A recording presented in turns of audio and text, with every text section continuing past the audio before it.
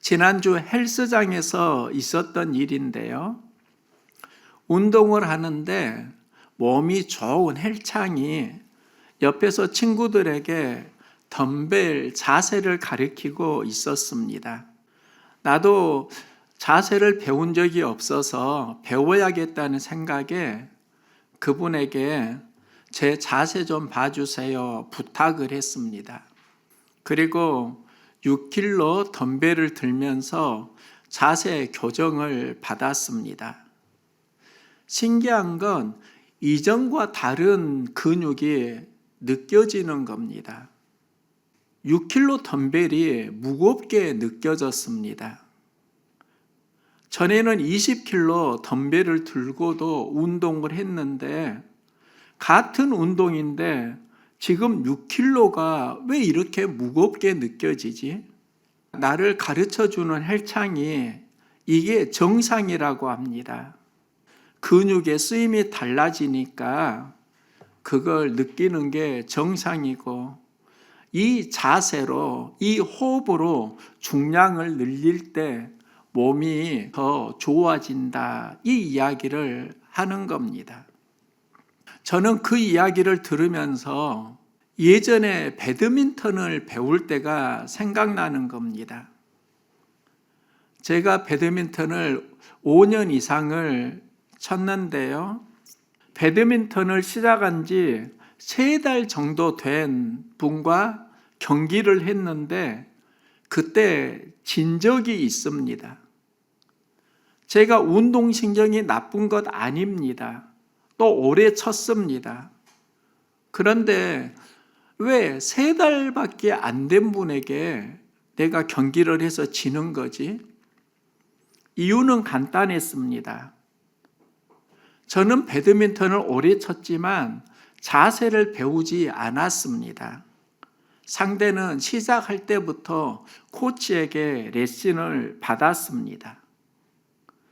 레슨을 받는 게 힘들지만 그 자세로 계속 교정해 가니까 실력이 급격하게 늘어가는 겁니다. 저는 자세 교정을 받지 않고 익숙한 대로 오래 가다 보니까 실력이 늘지 않는 겁니다. 레슨을 받을까 고민을 했습니다.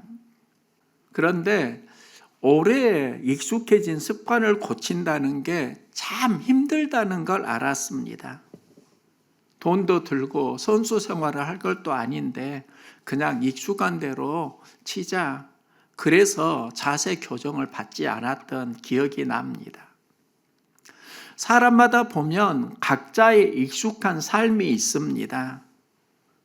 그리고 그 익숙함에서 새로운 것을 길들이려고 할 때 이때는 엄청난 에너지가 들어갑니다. 여러분 안에 익숙해진 게 무엇인가요? 우리가 길들여야 하는 것이 무엇일까요?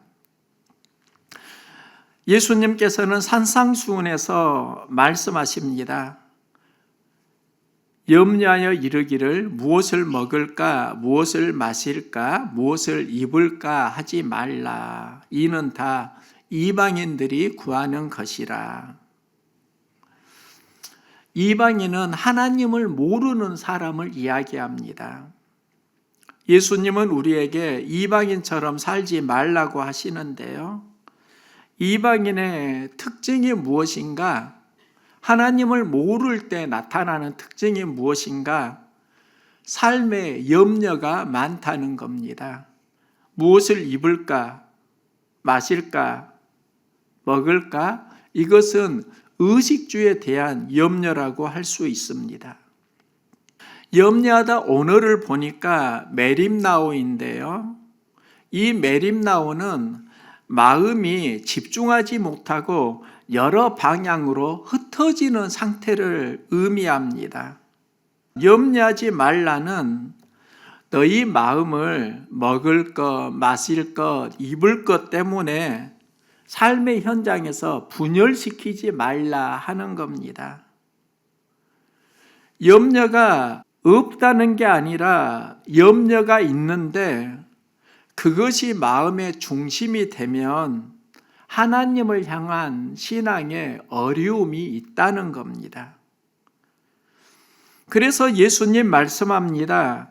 너희 하늘 아버지께서 이 모든 것이 너희에게 있어야 할 줄을 아시느니라. 하나님은 우리에게 필요한 것을 아십니다.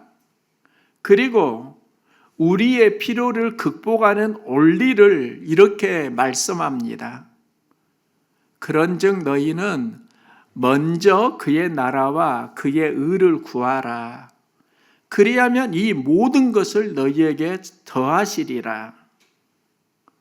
하나님 나라와 하나님의 의를 구하면 하나님이 우리의 필요를 채워주신다 하는 약속입니다. 이 말씀을 전적으로 신뢰할 수 있을까? 이게 참 어려운 고민입니다.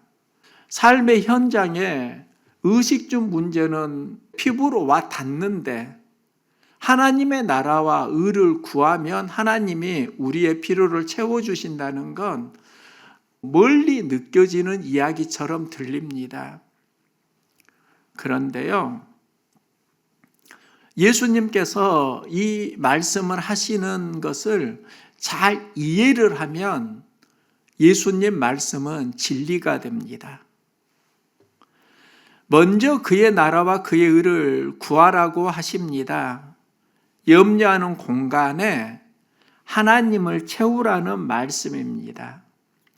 예수님이 말씀하신 그의 나라, 그의 의는 하나님 나라, 하나님의 의를 이야기합니다. 하나님 나라는 하나님의 다스림이라고 할 수 있습니다. 예수님은 공생애를 시작하실 때 선포하시는데요. 때가 찼고 하나님 나라가 가까이 왔으니 회개하고 복음을 믿으라. 하나님 나라는 하나님이 통치하는 삶을 말하는데 이때에 하나님이 우리를 통치하려고 하면 첫째는 회개하는 마음이 필요하고 또 하나는 복음을 믿는 마음이 필요하다는 겁니다. 회개가 무엇인가? 내 안에 가득 찬 나의 마음을 비우는 겁니다. 자기를 부인하는 겁니다. 나는 죽는 겁니다. 복음을 믿으라는 예수 그리스도로 채우는 겁니다. 예수님은 40일 금식 기도를 하시면서 회개와 복음을 믿는다는 것이 무엇인지를 보여주시는데요. 예수님이 40일 금식 기도를 하실 때 마귀가 내가 만일 하나님의 아들이거든 명하여 이 돌들로 떡이 되게 하라, 육의 양식으로 채우라는 겁니다. 이때 예수님께서 사람은 떡으로만 살 것이 아니요 하나님 입으로부터 나오는 모든 말씀으로 살 것이라. 마귀의 채움의 우선순위는 육의 양식인데 예수님의 채움의 우선순위는 말씀입니다. 영의 양식입니다. 육의 속성을 비우고 영의 양식을 채웁니다. 이 갈등은 살아가면서 항상 하게 되는 갈등입니다. 내 안에 무엇을 채울 것인가? 마귀는 예수님이 말씀을 선택하니까 성전 꼭대기에서 뛰어내리면 천사가 다치지 않게 해줄 것이라고 말합니다. 자기 증명을 하라는 겁니다. 자기 자랑을 하라는 겁니다. 그러면 세상에 박수 칠 것이라고 합니다. 하나님을 신뢰하는 것처럼 생각할 수 있지만 그건 하나님이 아니라 자기 자신을 드러내는 유혹이라고 할 수 있습니다. 예수님은 분명히 말씀하십니다. 주 너의 하나님을 시험하지 말라. 하나님은 증명의 대상이 아니라 우리가 믿고 신뢰해야 하는 분이라는 겁니다. 하나님을 신뢰함으로 믿음으로 나아가면 하나님을 존귀히 여기면 하나님 우리를 존귀히 여겨주십니다. 하나님을 가볍게 업신여기면 하나님께서도 우리를 가볍게 여겨주십니다. 믿음을 보신다는 겁니다. 그래서 예수님은 마귀에게 하나님을 시험하지 말라. 하나님은 신뢰의 대상이지 증명의 대상이 아니라고 합니다. 그때 마귀는 나에게 절하면 세상의 부귀, 영화, 의식주 문제를 해결해 주겠다라고 합니다. 이때 예수님은 단호하게 말씀하십니다. 사탄아 물러가라. 기록되었으되 주 너의 하나님께 경배하고 다만 그를 섬기라. 하나님이 경배의 대상이고 하나님만이 예배의 대상이라고 선포하십니다. 마귀가 공격할 때 그 공격이 무엇인가? 내 안에 육의 속성을 채우라는 겁니다. 이때 예수님은 마귀를 말씀을 받아들이면서 물리칩니다. 말씀을 채우니까 마귀가 떠나게 됩니다. 염려로 채워지는 마음에 하나님을 신뢰하는 마음으로 전환되기를 소망합니다. 하나님께 전환되면은요, 그때부터 하나님이 인도하는 나의 세상이 새로워집니다. 다윗이 목동으로 살다가 왕이 되는데요, 다윗이 왕으로 성장할 수 있었던 그 기반에는 무엇이 있었을까? 다윗이 하나님 나라를 구했다는 것을 가장 잘 알려주는 사건이 하나님의 언약궤가 다윗성에 올 때입니다. 하나님의 언약궤가 다윗성으로 들어올 때 다윗과 미갈이 갈등하는데요. 다윗은 하나님의 언약궤가 들어오니까 어린아이처럼 기뻐하면서 하나님 앞에서 춤을 춥니다. 그것을 창문 너머로 보고 있던 미갈이 다윗 왕이 여호와 앞에서 뛰놀며 춤추는 것을 보고 그의 마음에 업신여겼더라. 그녀는 다윗에게 말합니다. 어찌하여 이스라엘 왕이 오늘날 염치 없이 계집종의 눈 앞에서 몸을 드러내셨나이까. 다윗이 여호와 앞에서 춤을 추었는데 그는 하나님은 보지 않고 계집종들 눈 앞에서 춤을 추었다고 말합니다. 여기에는 기준의 차이가 있습니다. 다윗 안에는 하나님 나라가 있었는데 미갈 안에는 하나님 나라가 아니라 세상의 나라로 충만했다는 겁니다. 세상의 기준으로 보고 있다는 겁니다. 그래서 하나님은 다윗을 나의 마음에 합한 자라고 축복하시고 다윗은 전쟁을 할 때마다 승리합니다. 하나님이 이기게 하셨다고 기록합니다. 이 사건 이후에 미갈은 자녀를 낳지를 못합니다. 세상의 기준으로 사니까 하나님 주시는 생명의 복을 그는 받지 못했다는 겁니다. 우리의 삶은 무엇을 구하느냐에 따라서 가치가 달라집니다.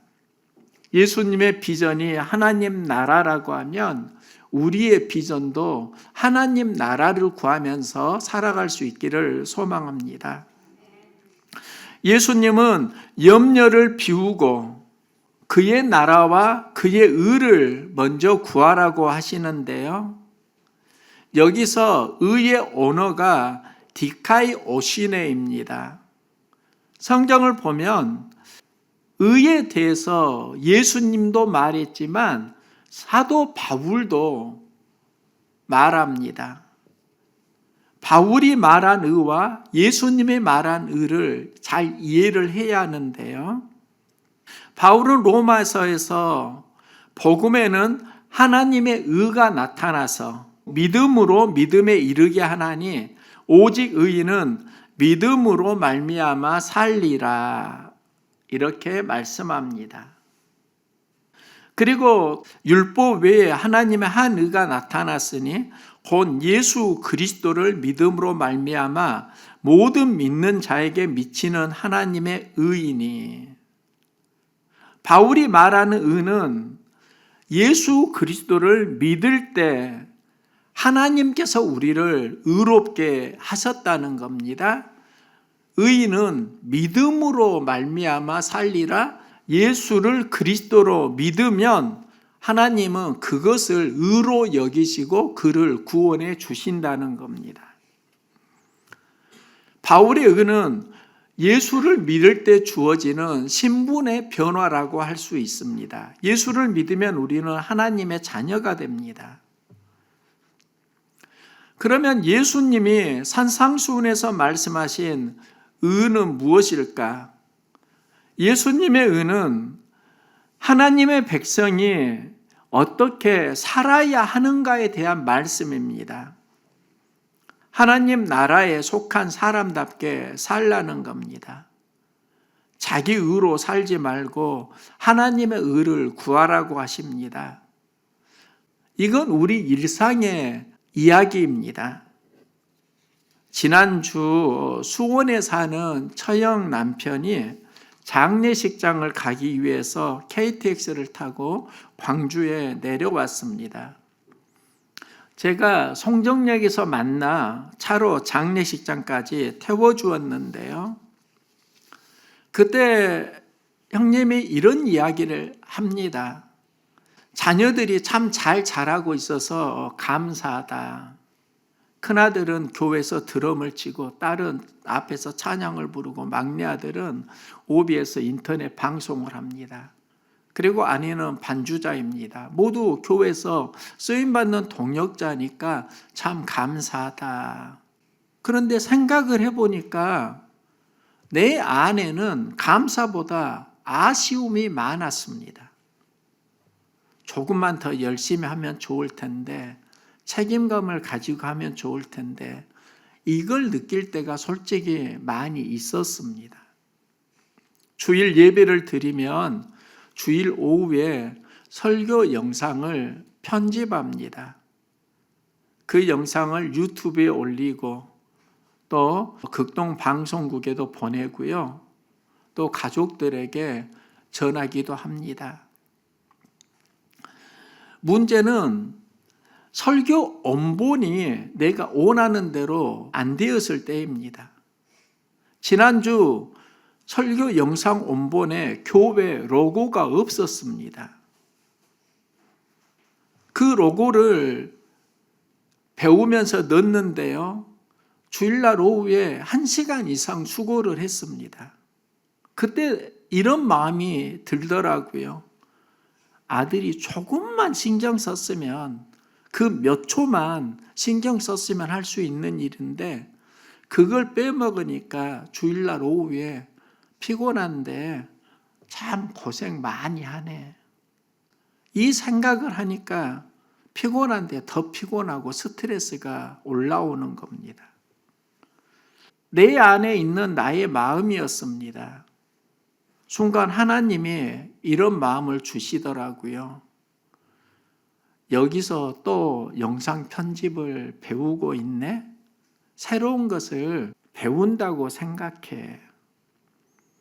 내 안에서 배운다고 생각해?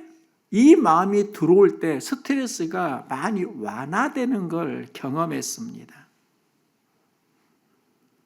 그러면서 아들이 몇 초만 신경 쓰면 되는 일인데 왜 그걸 못해서 내가 1시간 이상을 고생하지?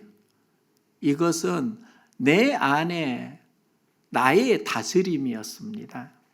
내가 주도하는 생각입니다. 여기서 모르는 것을 배우네. 자원에서 안 배우니까 억지로라도 배우게 하네. 이 마음은 주님 주시는 다스림의 생각입니다. 우리는 사건을 보지만 하나님은 그 사건에서 품은 그의 마음을 보십니다. 환경의 다스림을 받으면 안타까워하시고 그 마음을 하나님이 다스리길 원하십니다. 그래서 너희는 먼저 그의 나라와 그의 의를 구하라는 겁니다. 바울은 감옥에서 기뻐하라고 합니다. 모든 상황 속에서 자족하는 법을 배웠다고 합니다. 이게 사건의 이야기일까요? 하나님의 다스림의 이야기일까요? 하나님의 다스림의 이야기입니다. 감옥에 있어도 하나님이 다스리면 그곳은 하나님 나라가 된다는 겁니다. 유다는 예수님의 제자입니다. 그가 왜 예수님을 팔고 나중에 자기도 자살하게 되는가? 마귀의 다스림이 있었기 때문입니다. 여인이 예수님께 값비싼 향유 옥합을 부어드립니다. 그때 유다는 왜 이 값비싼 향유를 허비하는가? 이것을 300데나리온에 팔아서 가난한 사람에 나눠주면 좋을 텐데, 가난한 사람에게 나눠주면 좋을 텐데, 가룟 유다는 무엇을 보았는가? 그 여인이 예수님께 받은 은혜에 대한 감격을 가지고 예수님께 향유 옥합을 부어드립니다. 받은 은혜에 대한 감격으로 나왔는데 가룟 유다는 받은 은혜에 대한 감격은 보지 못하고 그 300데나리온 나가는 향유 옥합만 보는 겁니다. 예수님께서 이 여인의 행한 일을 기념하라, 기억하라고 할 때 그는 마음이 상하게 되고, 마음이 상할 때 마귀가 그를 다스리게 되고 나중에는 예수를 팔고 자살합니다. 유다가 왜 무너졌는가? 하나님의 다스림을 받아야 하는데 마귀의 다스림을 받았기 때문입니다. 우리가 살아가면서 내가 누구의 다스림을 받는가는 굉장히 중요합니다.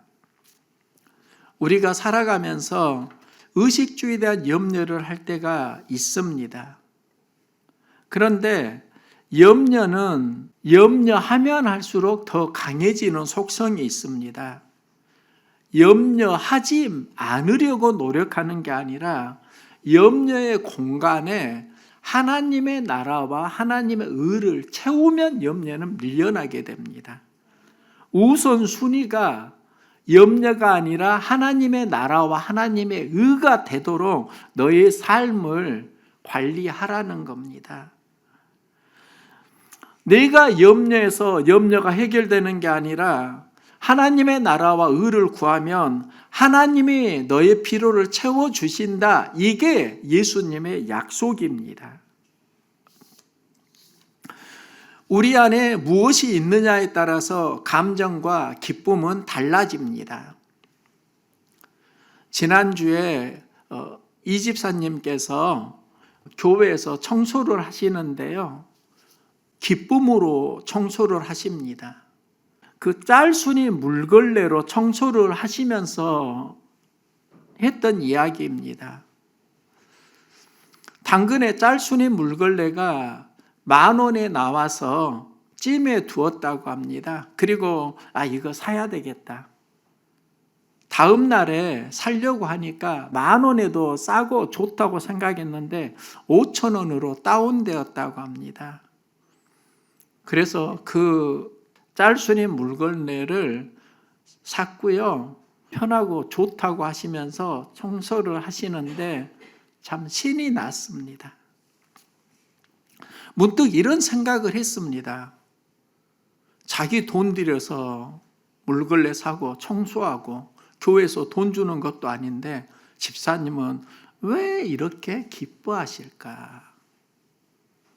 돈을 받고 일을 해도 투덜거리는 게 우리 인생인데 자기 돈을 쓰면서 기뻐하시는 집사님을 보고 많은 생각을 하게 됐습니다.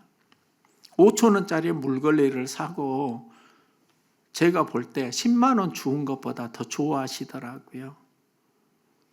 왜 집사님은 그걸 5,000원짜리를 사고 기뻐하시지? 이유는 그 안에 하나님 나라를 품었기 때문입니다. 하나님 나라를 품고 하나님의 교회에서 쓰임받기를 원하니까 삶의 의미와 가치가 달라지는 겁니다. 그리고 그 의미와 가치에 어울리는 기쁨을 경험하는 겁니다. 이게 하나님 나라의 법칙입니다. 일상에서 염려와 걱정으로 가득 찬 자신을 발견할 때 있습니다. 그때는 세상의 다스림을 받는 겁니다. 힘들고 어려워도 기쁘고 감사할 때 있지 않습니까? 하나님의 다스림을 받을 때입니다. 걱정한다고 걱정이 사라지면 걱정이 아니다라는 말이 있습니다. 염려한다고 염려가 사라지면 염려가 아니고요. 심령만 상합니다.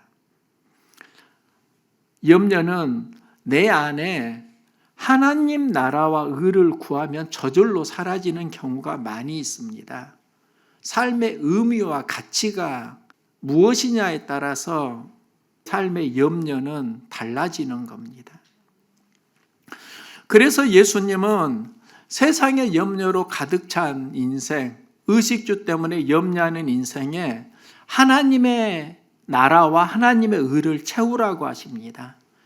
마귀는 세상의 가치로 내 영혼을 채우라고 끊임없이 유혹합니다.